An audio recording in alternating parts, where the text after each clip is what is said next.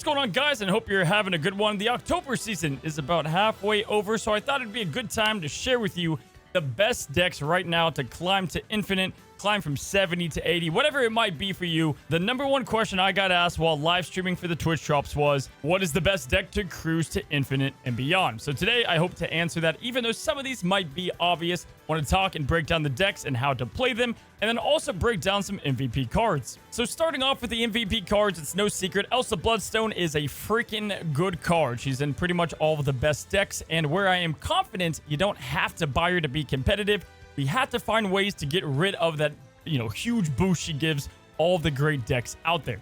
So Elsa Bloodstone, obviously a very good card to give boost to some okay cards like Nightcrawler, accelerating them to greatness. But if you don't have her, or even if you do, the other MVP cards that are just going to be ones you need to plug into your decks, especially if you're kind of building your own decks. Number one is Luke Cage, and that is going to protect us from our huge counter that we're going to plug into our own decks. And also another card that's kind of all over the place. Luke Cage kind of makes every deck better, so he's a great addition.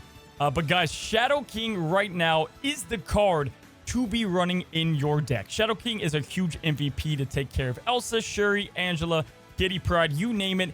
He has everything in one package for only 2 costs. So Shadow King is definitely getting a huge shout out as an MVP card. It might seem obvious, but I'm seeing a surprising amount of decks not run him. Now, I want to take it over to 3 costs for a second and talk about some other great cards at the moment. Obviously, Mobius I could include in that 2 costs. He's in so many decks as well. But let's go ahead and turn our attention to Rogue. She is a specific card that this is the best time to run her since Marvel Snap has released. Having 2 power is great, and there's most certainly an ongoing card in your opponent's decks that you can either take to your advantage or severely hurt what they're trying to accomplish with their own deck build. Obviously, getting rid of Mobius is a huge advantage. Stealing their Luke Cage, you name it. I think Rogue is awesome in your decks. Alongside Killmonger. I don't know why. I don't. But Killmonger has kind of exited the meta a bit. And if you want to be ahead of the curve on the meta to kill the Sunspot, Nebula, High Evo decks, the Nightcrawlers, the Kitty Prydes people are boosting up, Killmonger is just an easy staple that if you're not trying to build up your own 1-cost cards, you gotta run him. Really strong at the moment. And then lastly, guys, Spider-Man. I don't know if this needs to get out there more. His win rate is amongst one of the best in Marvel Snap. His disruption is kind of irreplaceable. It's just a strong card with 5 power to boot. So Spider-Man, Killmonger, Rogue would be kind of my big MVPs next to those 2 costs that I mentioned before. Now, that's just some of the options today. In all of the main decks that you're going to see, you're going to see a Lithe. He's just too good not to run as well if you have access to him. Jeff, of course, right? Loki's good. I got to say this, though. Unless the deck's main identity is behind those cards, you can flex them out and still be competitive. A Lithe does make some decks get some easy wins, but there's certainly other cards to bring it even more dependability. And then Jeff is a bit harder to replace, but a Lithe is one especially look out for other flex options that I'll mention in today's deck builds. With that, let's go ahead and hop into our first deck. These are not mind-blowing decks. They're not new creations, but these are the most successful at the given moment and in the meta. Now, our first deck here is Boosted Move, and simply put, this is the go-to deck for the easiest of climbs. The strategy is pretty straightforward, guys. You'll be focusing down 1 lane, 1 location, and you'll be throwing down both Elsa and Angela and throwing everything on top of them. You'll polish off the lane with a boosted movable card each time like Jeff or Nightcrawler. This will give you both flexible location movement and extremely hard to beat stats. Every single card below 5 costs in this deck synergizes with one another. And to top it off, you've got the best 2 plug and play cards probably at the moment in Alioth and Dr. Doom. Now fear not, guys, Alioth is replaceable, and if you don't have some of these cards, feel free to run Shadow King, Luke Cage in their place, or top it off with another strong, dominating winning card on turn 6 like Magneto, who's also going to synergize with the deck. Now, next up, guys, we have the deck that I personally use if I ever want to get like extra sweaty and just climb. If I've had a bad day with another deck that I'm testing, I always go back to Low Kitty, right? The deck that uses Loki and the powerful Kitty Angela combo. With the all-new Maria Hill buff alongside Snowguard, you're going to have plenty of card generation, sometimes even giving you a bonus collector, Jeff, or even best of all, Elsa. This is kind of Loki perfected, right? This is going to combine all the top tech cards and has an explosive finishing blow of Loki to use your opponent's cards against them. Now, if you're missing a card here, you can always plug in Rogue, who I think is a great option to steal Mobius and get even more pop-off with your biggest counter. Cosmo or Shadow King are also great tech cards to throw into the deck, and it should perform just as good. Mainly, the big thing to focus on and master with Loki is when to trigger your Loki and clone their cards. You'll be analyzing your own hand. Do you have enough cards? Have you generated enough to get a big enough bonus? And just analyzing the board state, looking at everything involved and when it's best to do so. With that being said, typically I like to Loki late depending on what's happening so I can allow my other cards like Collector and Angela and Kitty to gain nice and early momentum.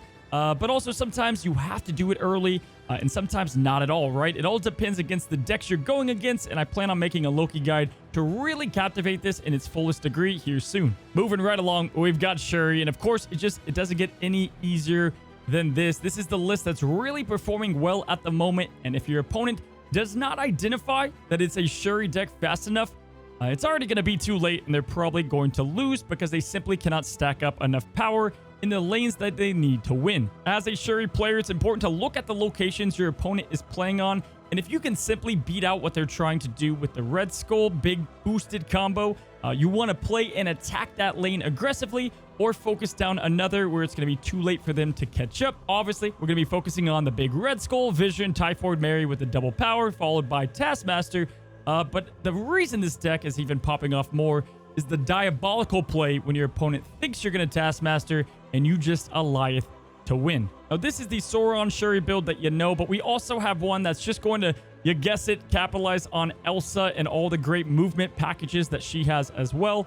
The reason you're seeing the same package in Loki and then Shuri and all the decks we're talking about is the early momentum and the building of Angela is just one of the best combo packages to throw into decks. And then your forecasts and onwards are how you're going to finish the games, and Shuri is one of the best at it. Alrighty, for our next deck, and I am happy to see this. I had a version of this when Man-Thing came out, and this is the deck perfected. We've got loads of forecast cards, and we have Zabu. The meta's kind of stayed still a bit more, and Mobius isn't in every single deck, as you guys can see.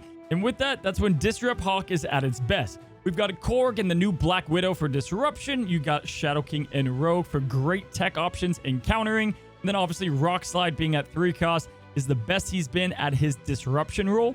Darkhawk for the big power as always. We've got Shang-Chi for tech. Man-Thing is awesome in the deck, and he's really hard to deal with if you don't have the right tools. And then Iron Lad just pops off with everything. Doctor Doom to cap it off.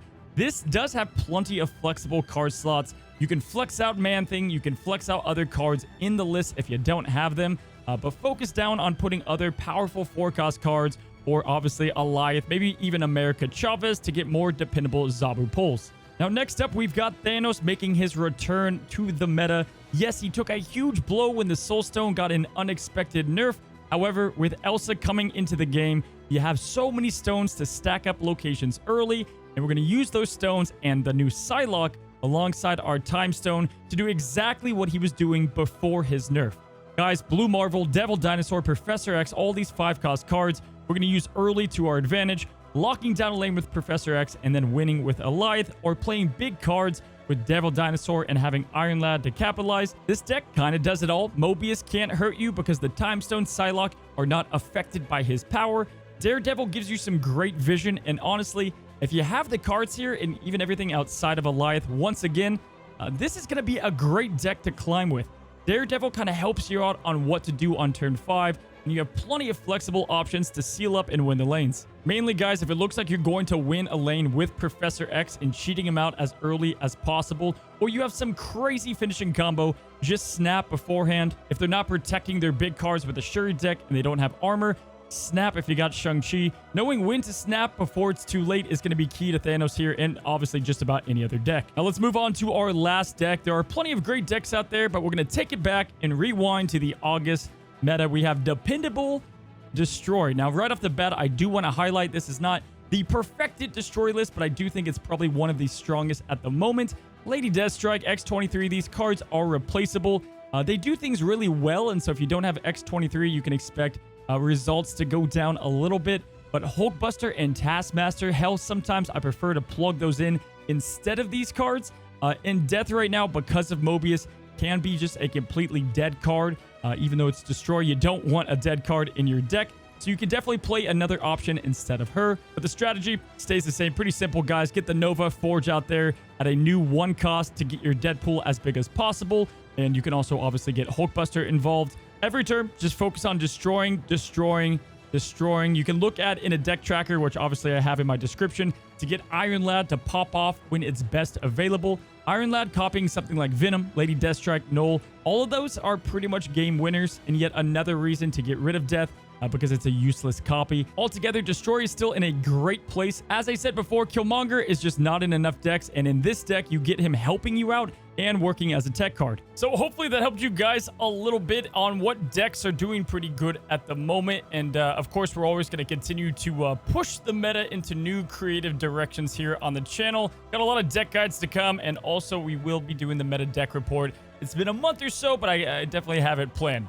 Anyway, guys, if you enjoyed the content and you want to see me live, I'll go ahead and put my Twitch down below as I'm starting to live stream again. And if you haven't already, subscribe to help support. It means a ton. Anyway, guys, good luck out there, and until the next one, happy snapping.